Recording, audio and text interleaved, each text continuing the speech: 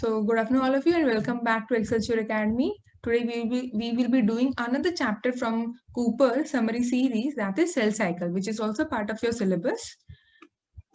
Now in this, so before we proceed, we should know what are the basic requirements a cell have. So first of all, we know that a cell can reproduce itself, right? So that is the self-reproduction. It is the fundamental characteristics of all the cells. So that's how we say that cell is going to have its progeny, right? And the cell is under development, or otherwise it is growing. Okay.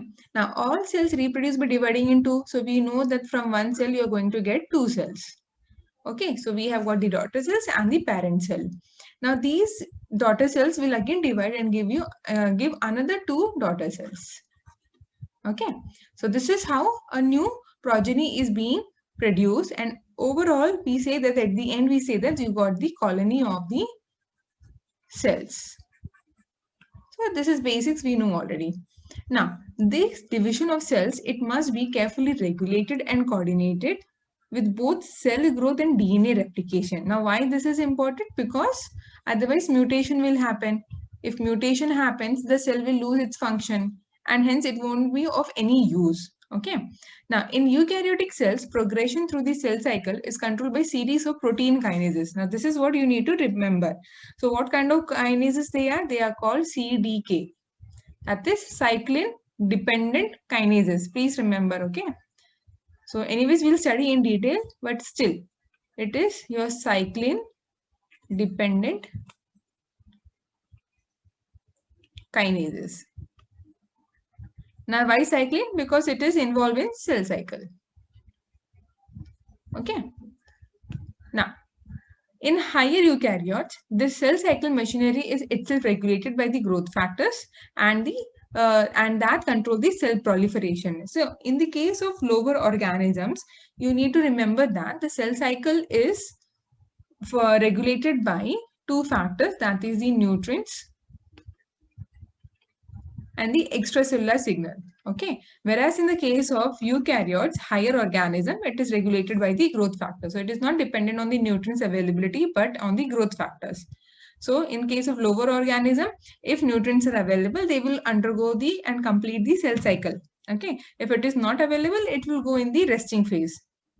It is called the resting phase. It is denoted as G0. Okay. So it allows the division of individual cells to be coordinated with the needs of the organism as a whole. So what? The growth factors. Not surprisingly, defects in cell cycle regulation are common cause of abnormal proliferation of cancer cells. Now what is happening in the cancer cells? So before we proceed, I'll tell you here itself. So you have got the different phases in the cell cycle in case of eukaryotes. Okay. So let us say that it has got the G0, that is your resting stage, G1, S, G2, M, and then again back to G1. Now in the case of cancer cell, what happens is that at each phase of the cell cycle, you have got the regulations, right? That if suppose the DNA is not replicated properly, or if there is a damage, a mutation had occurred, so what should happen? The cell cycle should not complete. It means what? Division should not take place. It should stop over there itself, right? But in the case of cancer cell, what happens? It just outgrows that thing. It means what? Overcoming it. It is not waiting for the cycle to repair the DNA. It will just keep on going and they will just grow. So that's why it is difficult to treat cancer. Why? Because we don't know what kind of mutation has taken place while duplicating, and making drug against such random mutation is difficult, and hence it is difficult to cure cancer. Okay, so cell cycle has got the 4 phases. So the divisions of cycle, most of the cell, it consists of 4 coordinated processes. That is your cell growth, DNA replication, distribution of the chromosomes to daughter cells, and then finally the cell division. So what it is saying is, first the cell has to grow. It means what? Cell growth over here means you need to prepare all the proteins, proteins or the machinery required for the DNA replication to take place. You need to first keep it ready. Okay. Then the DNA replication. So, replication will take place. So, in case of replication, what all enzymes are required? DNA pol is there, you need ligase, you need topoisomerase, right? So we talked about topoisomerase in previous lectures. So all these enzymes will be made ready in your cell growth phase. Okay, that is your first phase. Then distribution of the duplicated chromosome to daughter cells. So this is also important. 2n, if it is there diploid, each should get half, right? And then cell division, that is your also called cytokinesis. Please remember these wordings, okay? The order also, because for MCQ such questions will come. Like what comes first, cell growth or DNA replication or cell division? So obviously, of course, the cell division will come at the end only. Now, in case of bacteria, cell growth and DNA replication take place throughout most of the cell cycle, and duplicated chromosomes are distributed to daughter cells in association with the plasma membrane. So this you know. So in case of E. coli, let us take the example of E. coli. So you have got the cell. Okay, so your E. coli is rod shape, right? Now, and okay, if it is rod shape, let me tell you one more thing. MREB is a transcription factor which is responsible for giving rod shape to E. coli. Please remember, I repeat, MRB is a transcription factor protein which gives rod shape to the E. coli. If this factor is absent, then your bacteria is going to be spherical in shape. So if anybody asks why certain bacteria have got rod shape or the cocci shape, it is because of the presence of MRB protein. Okay. Please remember, this is very important because the analog we are going to study later about the MRB protein. Is it clear? Am I clear so far? So? Yes, ma'am. Yes, ma'am. Yeah, so this is very important. Remember MRB protein. So where was I? Okay, so E. coli is there. Now, when E. coli, we say cell growth, it means what? It is growing in size. So plasma membrane has been doubled. Whatever the cytoplasmic proteins are there, has been doubled, right? And whatever genomic DNA was there, even that is getting replicated. Finally, you will have your 2 daughter cells.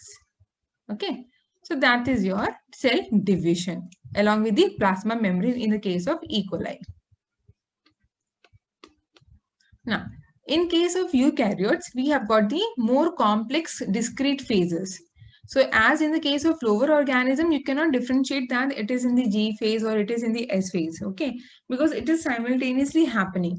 Whereas in the case of eukaryotes, you have got the 4 discrete phases. That means all 4 phases are separate. So DNA is synthesized during only one phase of the cell cycle. It is called S phase. Now why it is called S? Because it stands for synthesis. Okay. And the replicated chromosomes are then distributed to daughter nuclei by a complex series of events preceding cell division. So that stage is called M, that is your mitosis. Cell division is your cytokinesis. Now, progression between these stages of the cell cycle is controlled by a regulatory apparatus. And that apparatus is providing you a gap in between. Okay, so it does not only coordinate the different events of the cell cycle, but it also link the cell cycle with the extracellular signals that control the cell proliferation. Now, this is important, right? Because these regulatory factors will understand in whether the growing cell is in the proper environment or not. If it is present in the, so for example, in the toxic environment, then there is no point of replicating, right? You're just wasting the energy. Each protein synthesis, each DNA replication takes energy in the form of ATP. But if you know that eventually, because of the presence of the toxic drug or any toxic other material, the cell is going to die. So why wasting the energy? So it will stop the cell cycle completion. Okay. Now, what are those regulatory apparatus? Those are like which are present in your G1, G2 phases. Okay. Now, what G stands for? It stands for gap. Okay. So, phases of the cell cycle. So, totally eukaryotic cell will take around 24 hours. Okay. And in this 24 hours, your mitosis is only of 1 hour. Please remember. Because whenever we do certain calculations based on the number of cells, you need to remember all these things. Okay, so if eukaryotic cell is getting divided, the total time taken, or the doubling time is over here is 24 hours. Okay, for example, we say E. coli, how much? It is 20 minutes. Whereas for mammalian cell, it is 24 hours. Please remember, okay? Now, the cell cycle is divided into two basic parts called mitosis and interphase, where, as I already said, that mitosis is taking only 1 hour. So what does it mean out of 24? Interphase is taking your 23 hours, which is the main part of your cell cycle. Now, this interphase is consisting of G1, S, and G2 phases. Okay, so after G2 comes your M, and then after M means what? M means mitosis. So from one cell you already got two cells. So this will again enter your G1 phase. This will also enter the G1 phase. So each cell will start its own cell cycle now. Okay, so mitosis is the nuclear division. It is the most dramatic stage of the cell cycle, which corresponds to the separation of daughter cells, finally followed by the cytokinesis. Now, mitosis cytokinesis is only about an hour, and 95% of the cell cycle is in the interphase. Okay. Now, during interphase, the chromosomes are decondensed, distributed throughout the nucleus so that the nucleus appears morphologically uniform. Now, at the molecular level, interphase is the time during which cell growth and DNA replication occurs. This is important. So, at the interphase, what is happening? Cell growth, that is, the proteins or the machinery required for the cell cycle is being synthesized and the DNA is getting replicated in the interphase. Now, what is that? Cell growth is your G1, DNA replication is your S phase. Okay. Now, these are the phases of the cell cycle. So M already we have mentioned, it is the mitosis followed by the cytokinesis. So finally you get the two daughter cells. Okay. Now, so first the cell will enter the G1, that is your gap 1. It is corresponding to the interval gap between the mitosis and the initiation of the DNA replication. So you can see mitosis and here the DNA replication start. S phase your DNA replication. So you can see that G1 is actually a very big part of your cell cycle. Why? Because it needs to create all the protein machinery required for the DNA replication. So G1 is your metabolically active and continuously grows, but it does not replicate the DNA. So your G1 is your cell growth phase, which is followed by S phase, during which now DNA replication will take place. Now this DNA replication is followed by G2. Now G2 is only this much. So what is the function of G2 over here? Its function is to make sure that all the requirements for the cell to enter mitosis is being achieved or not, or any during DNA replication, that chances are there that the mutation might take place, that is certain other nucleotides might have added by mistake. So it is the responsibility of the G2 phase in order to check whether the DNA has been replicated properly or not. Okay, and then only it enters the mitosis. Otherwise, what if it is stopped at the G2 and it seems that it finds that during this S phase DNA replication, so many errors were there. So what will happen? The cell cycle will stop, and then they will try to go back to the S phase and try to repair the DNA. Okay. Now, if it is repaired, then it goes to the M phase. If it is not repaired, then what happens?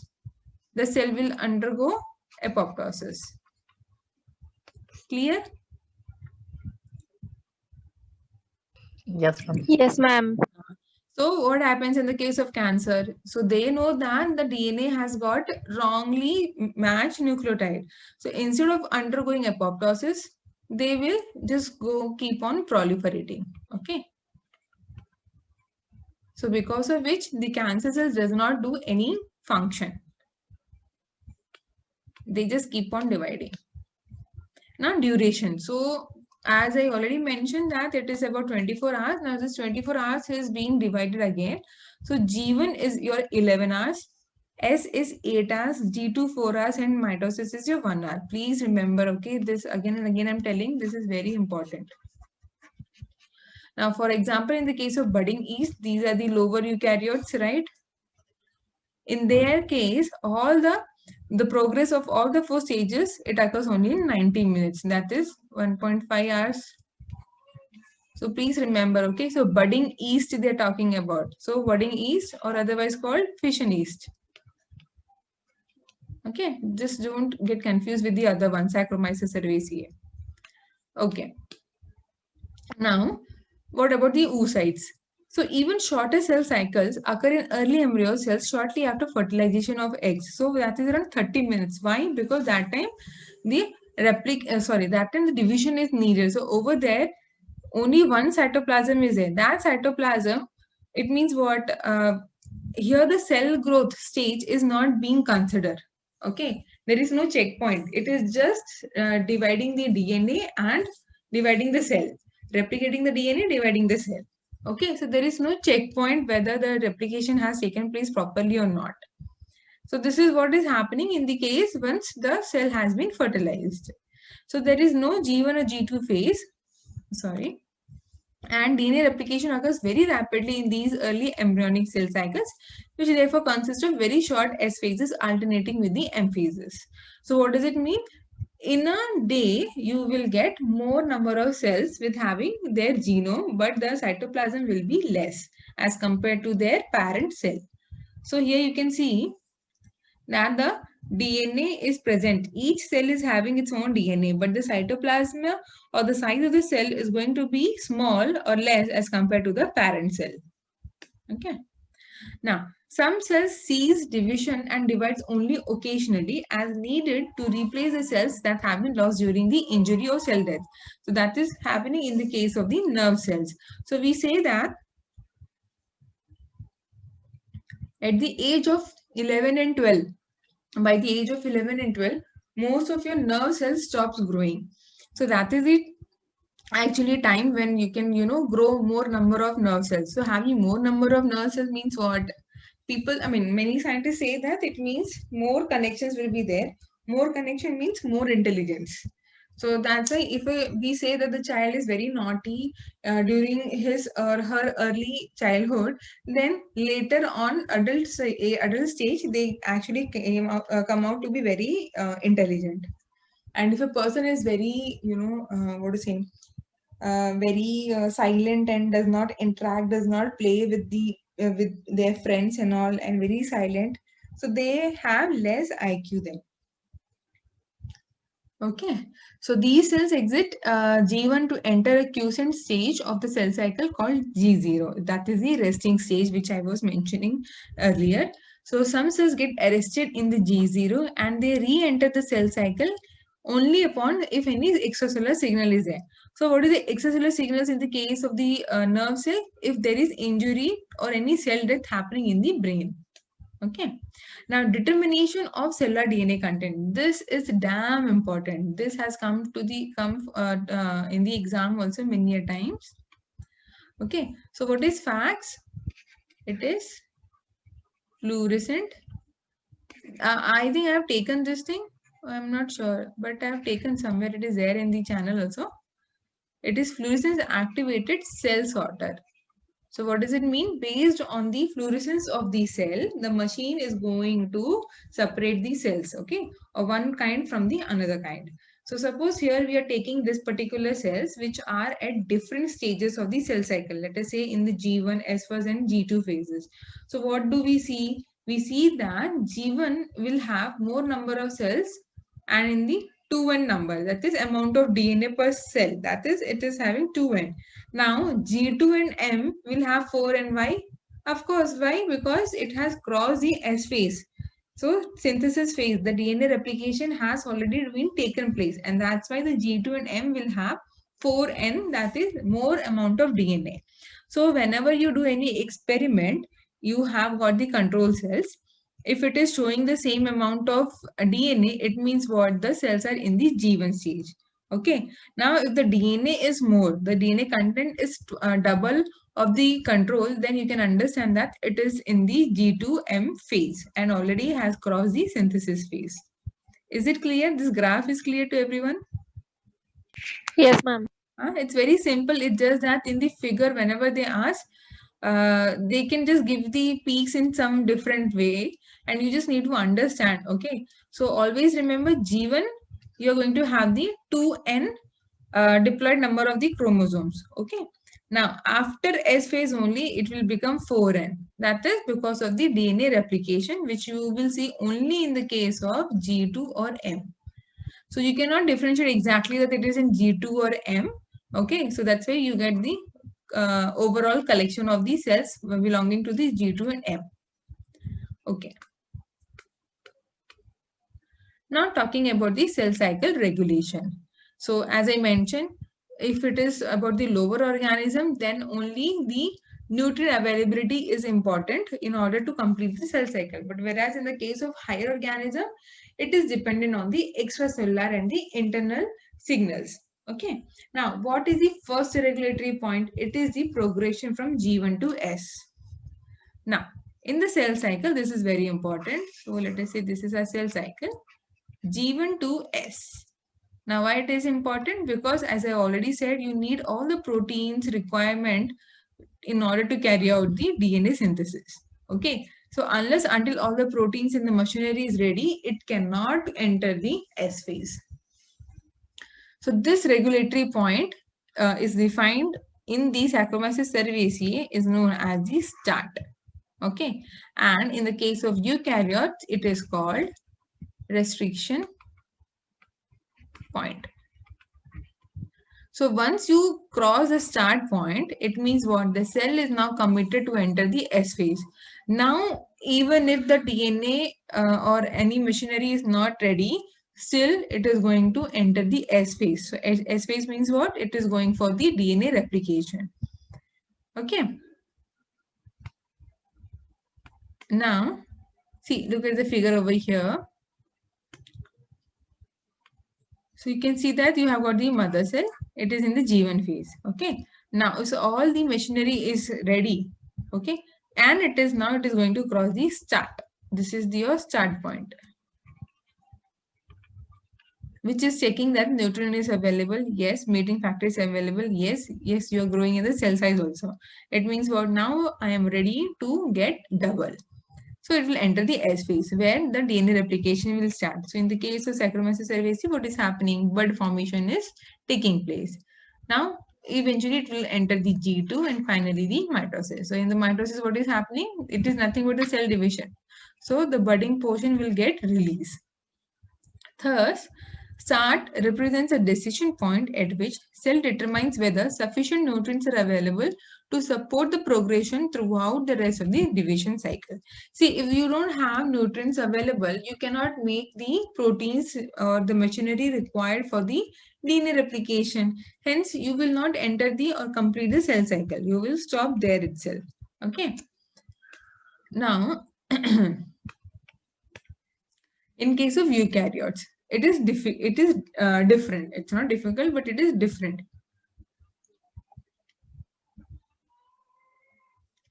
So as I mentioned before, in Saccharomyces cerevisiae, it was called as the start. In case of eukaryotes, it is called restriction point.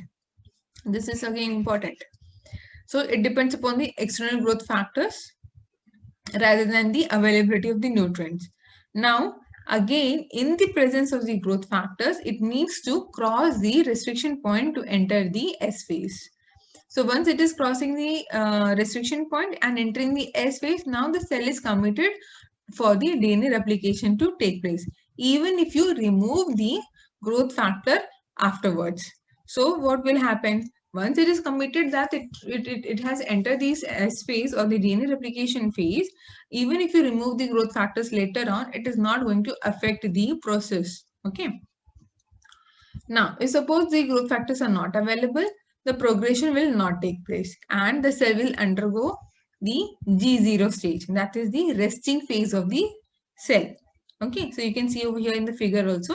So if all the growth factors are proper, from G1 it will go to the S phase.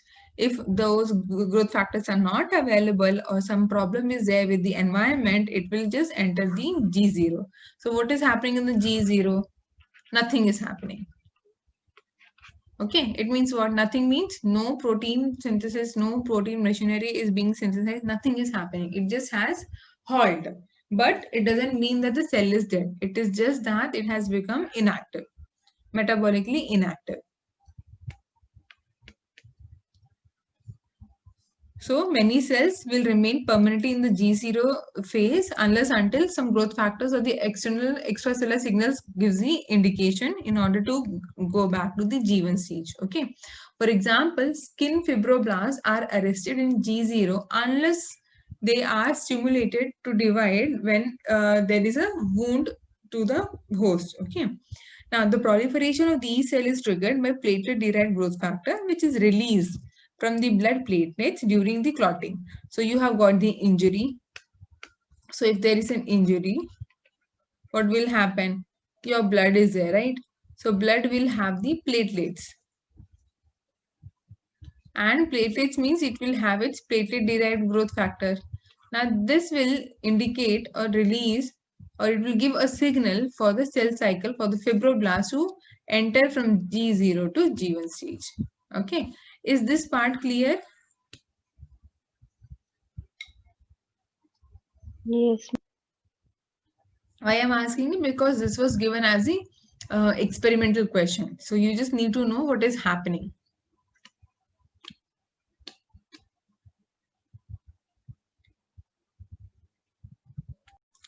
Yes. So cell cycle regulation now in about the eukaryotes. So till now what we were talking about is for the lower organisms.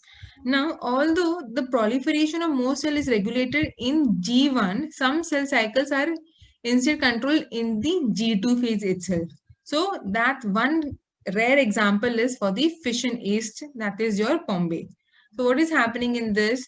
The regulation, the first principal regulation is happening at the G2 phase. Okay, so what is the function of G2? What is the function of G2? It will check whether any mutations are there. Very good.